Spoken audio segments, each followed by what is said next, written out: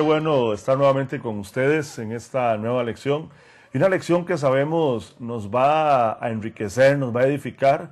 Y es precisamente la lección que nos corresponde hoy. ¿Qué sucede cuando un cristiano peca? Suena interesante, ¿verdad? Porque esa pregunta nos surge cotidianamente y viene esa interrogante. O sea, un cristiano peca, ¿qué sucede con el asunto del pecado? ¿Qué dice la Biblia con respecto a este tema? Pues de eso vamos a estar investigando en esta lección. Así que póngase cómodo porque vamos a la palabra. La Biblia dice, allá en el libro de Primera de Juan, capítulo 1, versículo 8, parafraseo el versículo 8, que nosotros no podemos decir que no pecamos, porque incluso si decimos que no pecamos o que no tenemos pecado, pues nos calificamos como mentirosos. Dice la Escritura entonces que si nosotros pecamos, tenemos una alternativa, y la alternativa es que podemos confesar nuestros pecados al Señor, que Él es fiel y justo, dice, para perdonarnos y limpiarnos de toda maldad. Pero qué bueno es eso de poder nosotros ampliamente entrarle a este tema, porque la duda a mí me surge cuando uno viene y se convierte, se entregó al Señor y resulta ser que pareciera ser como que entramos en una cápsula y nos aislamos del resto de las cosas y estamos con ese temor. ¿Y qué pasa si ahora peco? Y si peco, me condeno. Y si peco, ¿qué pasa con mi salvación? En el momento que yo peco, dejé de ser salvo. ¿Será el asunto que es que yo acepto a Cristo, que la salvación me viene, se me va, según el nivel de pecado que yo cometí como nivel de pecado? Bueno, eso sería otro tema al que le entraríamos. Pero sí, la gente hace lo que piensa. Es más, hay calificativos. Usted mismo se ha dado cuenta que la gente califica cierto tipo de pecado muy público como adulterio, fornicación, lo que es la hechicería, incluso lo que es el asesinato. Todo eso le dan un calificativo, más a otros pecados los ven así, pecados muy nobles, como la mentira, y todo eso es pecado. Hay una ubicación en la Biblia que todos esos pecados los mete en un mismo campo. Pero ¿qué pasa si usted y yo estamos incurriendo en esas faltas? Bueno, lo que la Biblia nos dice es precisamente que nosotros tenemos a Cristo que vino a pagar el precio por nuestros pecados. Eso tiene que estar muy claro y es lo que hemos venido aprendiendo. Él dio su vida en sacrificio por nosotros. El libro de Hebreos dice que una vez y para siempre fue ofrecido Jesucristo como ese cordero inmolado. O sea, no significa que Él va a tener que estar muriendo cada vez que a nosotros, o que a usted, que a mí, o que a otros se les ocurra o se les antoje, porque es apelando a ese sacrificio de Cristo. O sea, ¿qué fue lo que Él vino a redimir? Bueno, tendríamos que ir a la historia de la Biblia y nos encontramos, que usted lo conoce bien, allá en el Génesis, en el capítulo número 3, cuando es la caída del hombre. A partir de ahí, el hombre es separado de Dios. Conoce usted toda la historia, cómo hemos venido estudiando y vemos cómo la intervención de Dios en las Escrituras viene a llamarnos, a traernos a Él, hasta que se cumple la profecía allá dicha por Isaías, que la Virgen concebiría y daría a luz un hijo, y viene el calificativo admirable, Dios eterno, en fin, lo que es Jesucristo. Viene el Emanuel que registramos en la Biblia, que es Dios con nosotros, el Verbo se hace carne y viene a vivir entre nosotros. Él nace por un milagro divino, la concepción de Jesús es un milagro divino. Él viene, usted conoce, usted ha leído, 33 años aproximadamente es lo que Él camina en esta tierra. ¿Para qué? Para formar, para crecer, para instruirnos y para instruir a sus discípulos, para que continuaran la obra. Él va a la cruz del Calvario. ¿Y por qué va a la cruz del Calvario? Precisamente para redimirnos, para perdonarnos, para quitar ese peso que nos fue impuesto allá en el Génesis 3. El primer Adán, que hemos leído muchas veces en el libro de Romanos, ese primer Adán, ese primer hombre, viene y trae el pecado. Aparece el Hijo de Dios, Jesucristo, para quitar ese pecado. Y en la cruz del Calvario, y con la victoria de la resurrección, Jesucristo trae el triunfo, como lo escribe el apóstol Pablo allá en Colosenses, capítulo 2, versículo 14, cuando él dice que anuló el acta de decretos que era en contra de nosotros, que era contraria. Dice que la clavó en la cruz, exhibió públicamente todo principado, toda potestad, y triunfó sobre ellos en ese hermoso acto de la cruz del Calvario. A partir de ese momento, nosotros, la raza humana, somos exonerados de esa marca del pecado, somos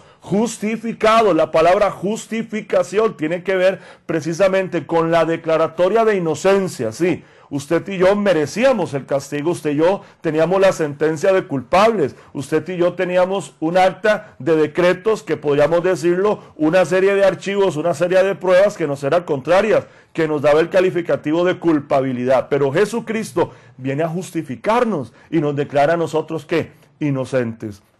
Una vez que usted y yo aceptamos a Cristo como nuestro Salvador personal, nosotros pasamos de ser criaturas a ser hijos de Dios, y al ser hijos de Dios, usted y yo estamos siendo librados precisamente de ese pecado, lo cual venimos a disfrutar hoy. El mismo Jesús lo dijo, porque Él dijo, en mí tendréis vida y vida en abundancia. Es la bendición que usted y yo tenemos. Esa es la gracia que Dios nos da, porque la salvación es una gracia, o sea, es un don no merecido. Usted y yo no lo merecíamos, no podríamos. No es por obras, no es un asunto de esfuerzo humano, no es un asunto de que yo voy a hacer una penitencia, no es que yo voy a hacer una caminata a X o Y lugar, no es que yo voy a autoflagelar mi cuerpo, no es que yo me voy a arrodillar, como en algunos tiempos acostumbraba la gente, sobre granos de maíz, sobre cosas incandescentes, caminaban para flagelar su cuerpo, para sacrificar su cuerpo, o se ponían cinturones con puntas de acero para lacerarse el cuerpo. No, usted y yo no tenemos ya que recurrir, o no tenemos que hacer eso. O sea, no es por obras, es por la gracia de Dios que usted y yo somos salvos, y esa salvación viene a nosotros para darnos esa libertad en Cristo. Tenemos que disfrutar, o sea, usted y yo no estamos exonerados del pecado, o sea, de pecar. O sea, usted y yo constantemente, ya sea de hecho, de palabra, aún hasta por omitir las cosas, podríamos estar pecando. ¿Qué significa eso? ¿Que estamos siendo condenados continuamente? No, para eso está Jesucristo, para justificarnos, para limpiarnos de toda maldad. ¿Qué tenemos que hacer nosotros? Bueno, como decíamos al principio, la Escritura dice, y usted lo va a estar revisando en su lección, cuando usted está haciendo también sus tareas, se va a dar cuenta que la Escritura dice que si confesamos nuestros pecados, ¿el qué? Él es fiel y justo para perdonarnos y para limpiarnos de toda maldad. Es hora que como creyentes empecemos a disfrutar de esta vida en Cristo, que usted y yo podamos andar libremente. Claro, no significa esto que esto es licencia para pecar. O sea, no es que ya ahora yo tengo bueno, como yo estoy aprendiendo en esta lección, de que ya Cristo pagó el precio por el pecado, que eso es muy acertado. Ahora lo que voy a hacer es que voy a pecar, ya soy salvo, y entonces entro en la línea de pensamiento de que salvo, siempre salvo. No, o sea, yo soy salvo, disfruto de la salvación, yo tengo que entender que eso fue un don no merecido que Dios me da, pero yo también tengo que cuidar mi vida, yo también tengo que valorar ese regalo que Dios me dio. Es como si yo que en este momento a usted le dé un automóvil, le diga, tome, aquí están las llaves de este automóvil, ese automóvil. Por ejemplo, piense qué automóvil le gustaría a usted tener.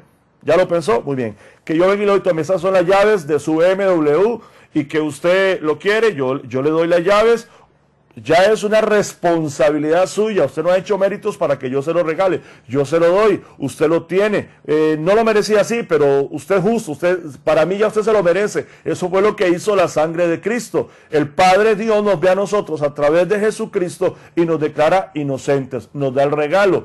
Yo le di a usted el regalo. Ahora, lo que usted haga con su regalo es responsabilidad suya. Usted es la que lo va a cuidar, usted es el que lo va a mantener, usted es el que lo va a tener limpio, usted es el que le va a dar el mantenimiento que requiere este automóvil. ¿Para qué? Para que este automóvil le sea funcional a usted. Así es con la salvación. No tenemos licencia para pecar. Tenemos que vivir en una santidad día con día. Y cuando hablamos de santidad, estamos hablando de ese apartarnos para Dios, de saber que hay una serie de elementos o circunstancias alrededor de nuestra vida que el mundo nos ofrece que ya no son para usted y para mí, sino que esto es producto de ¿qué? De la gracia de Dios, que usted y yo como hijos de Dios somos justificados, que usted y yo como hijos de Dios no tenemos que hacer el máximo esfuerzo de obras para recibir esa gracia y esa gloria de Dios. Yo espero que esta lección a usted le refuerce aún más, que usted pueda crecer, que usted pueda aprender, que usted pueda meterse en cada uno de los textos, que usted pueda con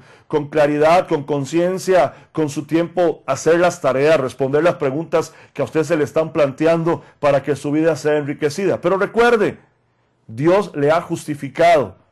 Y si el cristiano peca, ¿qué va a hacer? Pues ir a ese Dios que es inmenso en misericordia, que con su gran amor Él nos ha amado y nos ha declarado justos. Así que Dios me le bendiga y sabe, nos vemos en la siguiente lección.